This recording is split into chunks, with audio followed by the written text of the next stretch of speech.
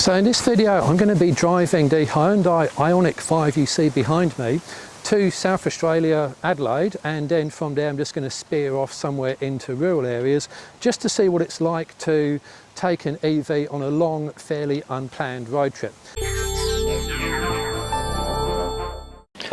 So this is the car I'm driving. It's Hyundai's new IONIQ5 EV, electric vehicle, so not a hybrid. And it's what's known as a CUV or a CUV, which is an awful marketing term. You've heard of an SUV and a road car. Well, this is somewhere between the two. It stands for a crossover utility vehicle. So yeah, it is what it is. It has a WLTP range of 430 kilometres, and that's kind of the standard range there from 0 to 100%. I'm going to talk about what that range looks like in reality. Cost is about 72,000 Australian dollars plus on roads, and it's all-wheel drive, motor at the front, motor at the rear, and it's got a little bit more ground clearance than a road car. And I've also done a tow test with it, which is going to be the subject of a future video. Alright, so here's what I actually ended up doing, going from Melbourne, 2,000 kilometres around in sort of 3.5 days. I'm going to talk through that in a series of videos, but for the moment I want to focus on the Melbourne to Adelaide run, which is around about 710 kilometres. That's the purpose of this video. Now, I've actually done this before. In 2019 I borrowed a Hyundai Kona EV, and that took 17 hours to get from Melbourne to Adelaide, and the reason it took such a long time was there were no fast chargers along the route, so we had to stop. This is actually in Keith Showgrounds, and we're using a phase plug here, and we put gold coins in as a donation, and that took a very long time to charge the car, and that was back in 2019, and it took 10 hours of driving, 7 hours of charging, unfeasibly long. So I was really interested to do the trip again in 2022 and see what had changed. Now here's an app called ABRP. It's a website as well as an app, and it's a better route planner, and it's really quite a good way to plan your EV trips, although I think a little bit optimistic. So according to ABRP, I should be able to start at 100% over in Melbourne, spend 14 minutes charging the car in Horsham, 22 minutes charging it in Keith, and then get to Adelaide, and it's worked out all the percentages there for me as well. So I think that tends to be a little bit optimistic. Now, one thing about this test is all the way through I'm going to be driving at a normal speed. I'm not going to be babying the car. I'm not going to be going overly fast either. I'm going to have the phone, the music. I'm going to use the heating as and when I feel necessary. It's winter, so I'm not going to be using the cooling. Now, if I look at the stats, and Google reckons it's going to take 8 hours and 5 minutes to do the drive. ABRP is somewhat more optimistic and reckons it would take a bit under 7.5 hours. So that's what we're looking at. And ABRP says, again, 37 minutes for the recharge. Now, there's one point about Horsham. That's where I started to sort of change the plan, because I like this plan. Stop in Horsham, it's a decent distance up, stop in Keith and go. But there was a fly in that particular ointment, and it was this. There's an app called PlugShare, and again it's a website as well, and you can look at the charges which are available, and I did for Horsham, and I found things like just before I was due to arrive, both Rapid are broken, both Ultras are occupied. Well, occupied's not a problem. Fast charger out of order, be careful using the fast charger. So basically that meant to me that the chargers in Horsham may not be available for my use. So here's the plan instead. I would drive to Ballarat, and then I would potentially go to Horsham or Keith. And if I could leave Ballarat at 100%, then there's a 389 kilometre distance from Ballarat to Keith, which would be just about within the range of the IONIQ5, and therefore I wouldn't actually need to stop in Horsham at all. If on the other hand I got to Horsham and the chargers were working, then I would top up the car and I would continue. So that is why I decided to make a stop to 100% in Ballarat, just in case the Horsham chargers weren't working. Alright, so that's the context for this trip, and now back to the recordings I made as I was actually driving it. I'm just going to show you what's going on with the charging. So over here I'm using a free charger at a community station. That's a Type 2 charger. I've had to bring my own Type 2 cable, and you can see the IONIQ is busy charging away, and I've just got to wait for it to complete, get to 100%, and you can see that that's going to take 15 minutes. So you can see the first problem is that it's going to take 10 minutes, was 15, just to get that last 3% into the battery. And where am I? Well, I'm in a community centre, which is with a free charger, which is great, but it's really not all that exciting. So I have brought a fair amount of extra things to do with me, so I don't get bored when I'm waiting for charging. So I'm on my way to my first charger, which is going to be in Ballarat. There is one in Horsham, but I'm not 100% sure that's working as effectively as it should by looking at the check-in reports. And just climbed up a big hill on the way to Ballarat, and that means it's got a lot colder. It's also started to rain, and that means the temperature in the car has dropped. Now, normally at this point in an ice car, that would be no problem. You just put the heater on because the petrol or diesel engine produces a lot of heat, and we're just going to use some of that heat to heat the cabin. Well, in an EV, that's not the case, because there is no heat from the motor or the battery, or very little, and therefore you've got to use battery energy to heat the car, which I don't want to do because that reduces the range. So what I've done is I've put the heated seat on, which is brilliant. I've actually started it off on 3, I've just put it down to 1 now, and that feels good. But that's left my legs cold, which is not ideal, and hopefully yeah, it's just a bit uncomfortable. Now I am going to just put the heating on anyway, because I do want to drive the car like I would normally drive an ice car, but yeah, it is going to be a problem with the range, I think. So I'm going to put this on now. So range at the moment is reading 348 kilometres.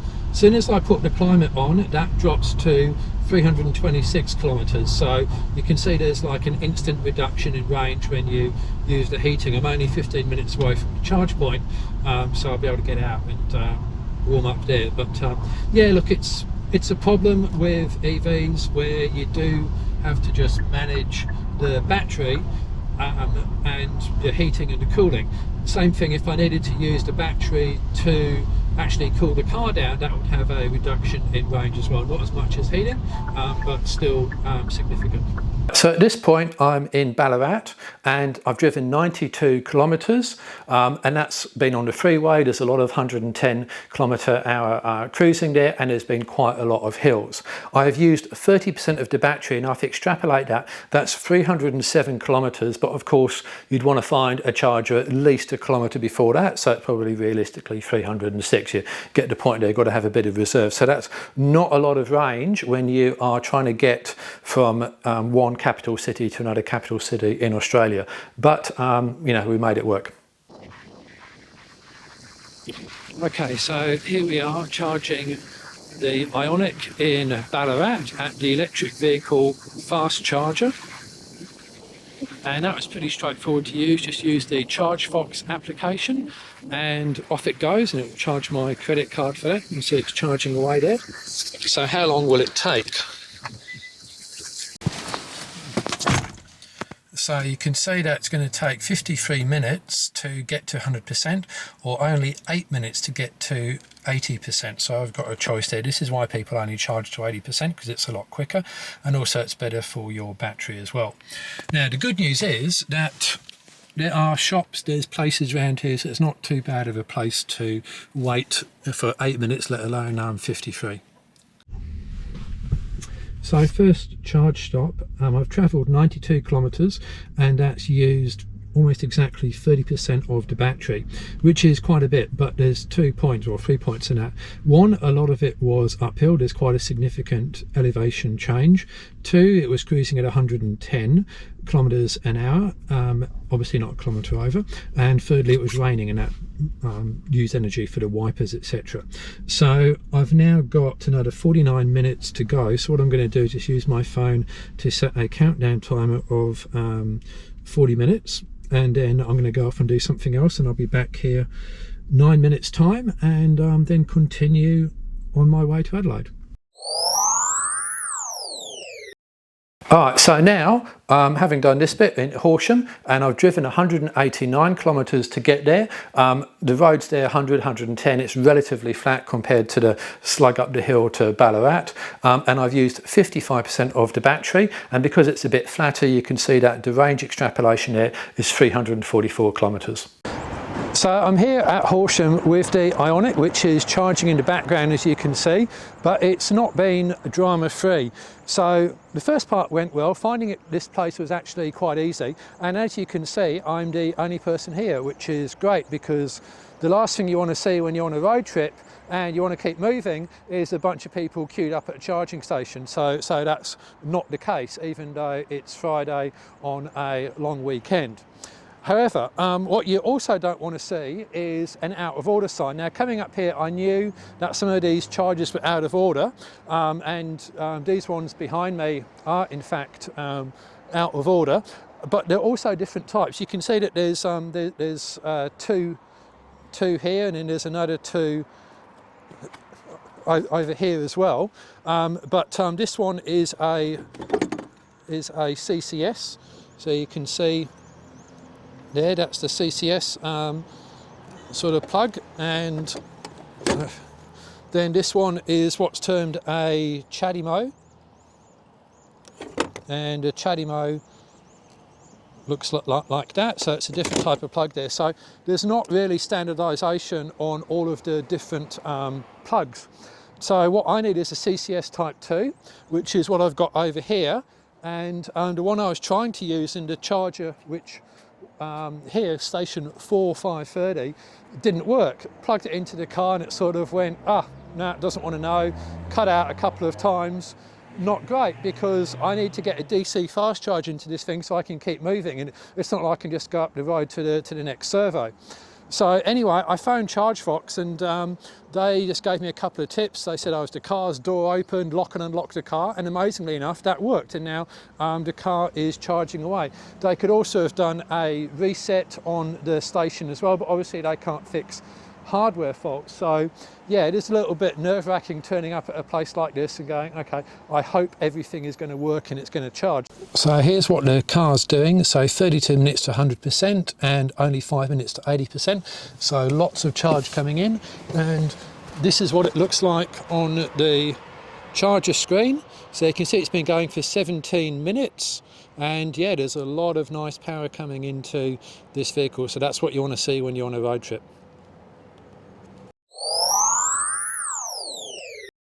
So now I'm in Keith, and I've driven 202 kilometres from Horsham to Keith, 100 flattish road, and used 66% of the battery and 306 kilometres. So the extrapolated range has gone down a little bit. I'm not sure why that is, possibly some rain, who knows, but gone down a little bit. So that's where we're at the moment. And one thing I should say about these charges is that with the exception of Ballarat, the Horsham and Keith chargers are pretty much on the way. You don't need to divert a long way out of your way to get to them.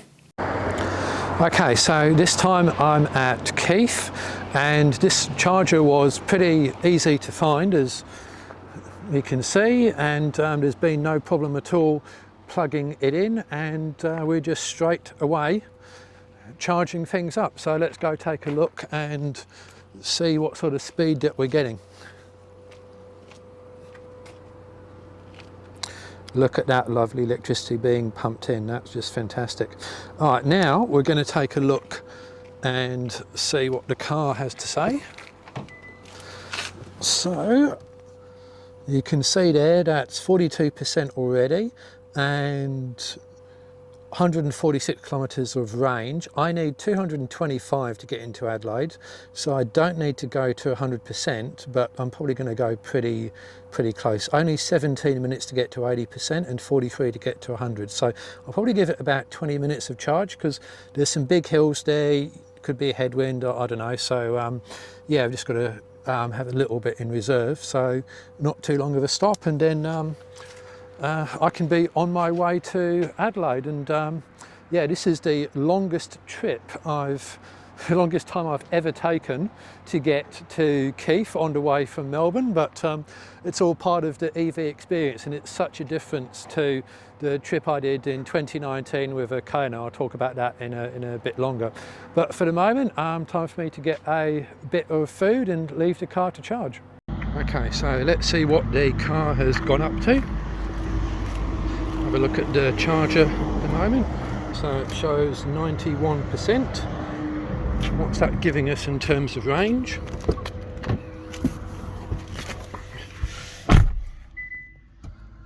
So that's giving us 345 kilometres of range, and we've only got 225 to go. We can unplug and get on the way. So at this point, I'm somewhere near the top of the Adelaide Hills, and that's a pretty large set of hills, as you can imagine. They're very imaginatively named just before you come to Adelaide.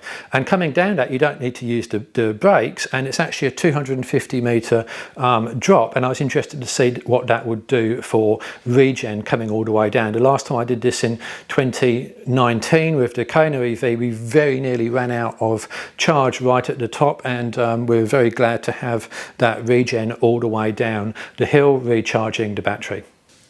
Okay, so you can see that we're 19 kilometres away from destination, which is the charger, and we have only 43 kilometres of range left and 18% on the battery.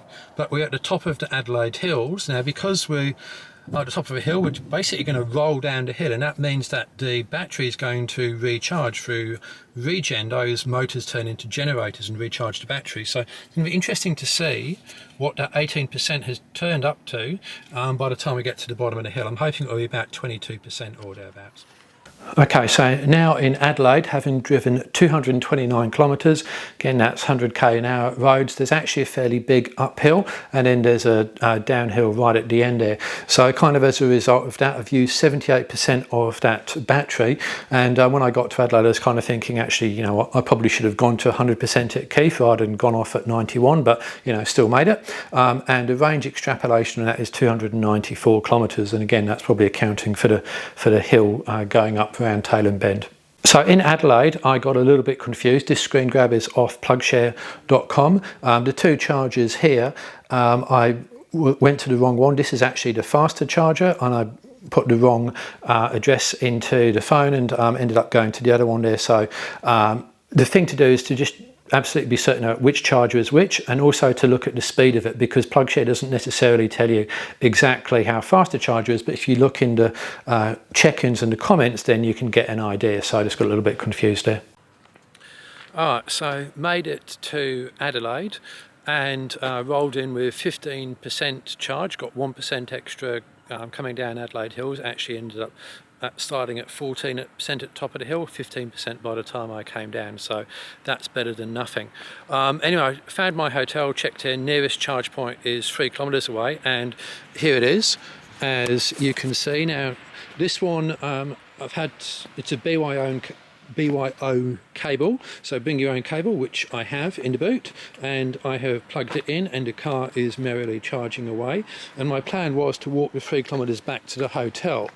However, there is a problem, which is that it's not a fast charger. As you can see there, it's going to take 20 hours and 30 minutes to charge to 100%, and that's actually going to be a problem, because I plan to be on my way sooner than 20 hours from now. I'm sort of hoping to get going about 6 o'clock in the morning. It's, what time is it now? Quite late, about 11:30ish or thereabouts. So I'm going to unplug from this charger and go find a faster charger and see if I can charge there, because I don't have 20 hours to wait. I could just let it go as far as as it can overnight, but yeah, I need a faster charger than that. Be better than nothing. I could let it go probably, I don't know, 7 or 8 hours, then come back to it, maybe a bit less than that, probably about 6 hours, and that would get me enough charge to get to the next one. But yeah, if I'm going to walk half an hour back to the hotel, 3 kilometres, I need something quicker than that. Okay, so here we are again. I found another charger which is actually closer to my motel. It's less than a kilometre away, which is good. So let's take a look at this one. So again, it's a BYO, as you can see there, and let's see how the car is getting on. So this time it's charging at 11.2 kilowatts, and it's going to take 6 hours and 20 minutes to get to 100%, which I think is going to be good. That will give me enough time to sleep, whatever else, and walk back here, and the car should be ready to go. So yeah, I'm pretty happy with that arrangement. Now there's another interesting point here which I'm going to come to in a moment once I pack the car up. Okay, so the IONIQ is charging away behind me, as you can see, and over there, well, you probably can't see that, but maybe if I go over here you can. That's a dark park, and I'm going to walk up this street back to my motel.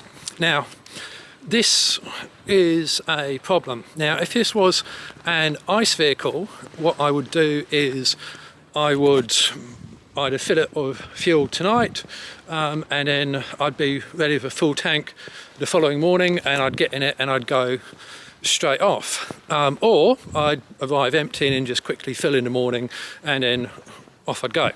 With an EV you can't do that, because an EV takes extra time to charge, and you only got two options. One is you just don't bother to charge the EV until the following morning, in which case rather than just get up and go, you've got to get up, go and charge, which I don't like doing, because I like to get up and then just get moving along the way, and it seems a bit of a waste of time to be sleeping and not have your EV charging, because you're not using it, so it would be useful, right? But the problem is you can't actually generally charge an EV when you're at your motel room. Now you could just do what I've done, bring an extension cord, and it would be ethical to ask the owner's permissions and say, look, can I just charge my EV out of your out of the motel room? And that would work to some degree.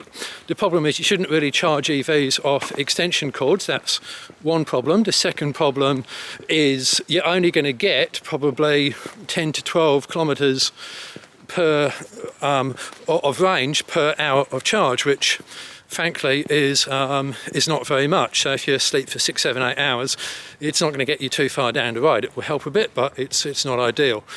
So you don't want to do that. Now the other option which I've taken is go park your EV at a faster charger station and then walk back. Now that's an option for me because I like walking, I do a lot of it and I'm pretty fit, but it's not an option for everybody, particularly if you sort of forget something from your car and it's a kilometre or 2 or 3 away. The other thing is that it is, as you'll observe, night, and it is, I'm comfortable walking around streets like this. I don't think I'm going to get mugged, but I know a lot of my female friends would not want to be walking around streets like this, so that option realistically isn't actually available to them. So I'm lucky that I do have that option and they probably don't. So that to me is a bit of a pain in the arse when you are talking about taking an EV on a trip. It's where are you going to charge it if you roll in late at night? What will you do? Okay, so to summarise the trip then, started with 100% charge, drove to Ballarat, 92 kilometres, and that cost $9.80 at a commercial charger. Then on to Horsham with further 189 kilometres, cost me $25.48. Then at Keith, another 202 kilometres, $27.51, and then arrived at Adelaide with 13% charge. Now that didn't cost me anything to charge, and there's massive debate as to when I say it didn't cost me anything, it was free. People go, oh, somebody paid for it. Okay, I didn't pay for it, so it's free, but in the interests of balance, If I had paid for it at 40 cents a kilowatt, I'd have paid $25 or 38 at 60, so you can decide what the cost would look like from there. So overall, I spent 2 hours 39 minutes charging on this trip and about 8.5 hours driving, including a small diversion around Ballarat, and the cost was $62.79, or if you include the charge right at the end back to 100% for fairness, even though I didn't pay for it, that would be $88. So that's the summary of the trip. Now, the effect of the Ballarat stop, which I don't think you'd normally need to do, but I did anyway, that added an extra 12 minutes to the drive and an extra 2 kilometres. And I spent 50 minutes charging there, and which I wouldn't have had to do. That said, when I got to Horsham, I would have needed to spend a little bit of extra time charging, maybe another 5 minutes or something like that. So largely I would have saved this time and effort had I not needed to stop in Ballarat because of the concern about the Horsham charger. So let's take a look at the potential 2-stop version. I'd have left Melbourne with 100% charge, and I've driven to Horsham, and I reckon I would have got there at 15% charge and taken 45 minutes to get to 85, maybe a bit more percent. So then I can get to Keith, and then from Keith I'd have done pretty much the same, 15 to 91%. In retrospect, I would have wanted to go to maybe to 95% at Keith, so I roll into Adelaide with a bit more than 13%. And the reason for that is I've done these sort of trips many, many times, and you just don't know what you're going to find. It could be a diversion to get around roadworks or an accident there. It could be massive headwinds. You know, who knows? It's nice to have a bit of range in reserve there. So overall, I reckon I could have done it in 1.5 hours charging, which was about an hour quicker than what I actually did it. So that brings it down pretty close to the ICE equivalent. So let's take a look at that. So if I was driving this in an ICE car, I would have done 8 hours driving. I'd have probably done 2 20-minute stops, I would imagine, at some point along here, and it would have cost me $114, I'm estimating, based on $2.05 a litre and 7.5 litres to the 100 kilometres. Obviously that's variable, gives you an idea. So using an EV added between half an hour to 1.5 hours, depending on many different factors there. But if you're not in a hurry, then an EV could do it just as effectively quickly as an ICE, because we've got these DC fast chargers there.